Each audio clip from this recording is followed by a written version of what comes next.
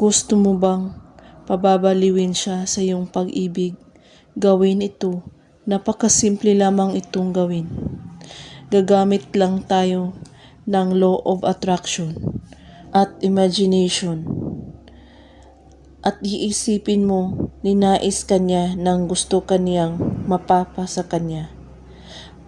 At dapat bitawan mo ang inyong nakaraan. Maaring takot ka kapag magmamahal, ngunit dapat ay wala kang pagdududa at puno ang pag-asa ng iyong puso. At dapat ay sumubok ka ng mga bagong bagay. Alisin mo ang mga walang kwentang gawain sa inyong buhay. Dapat ay enjoy mo ang buhay at hanapin ang mga positibong bagay dito. At ito ang gagawin mo sa kanya upang mababaliw siya sa iyong pag-ibig ng husto.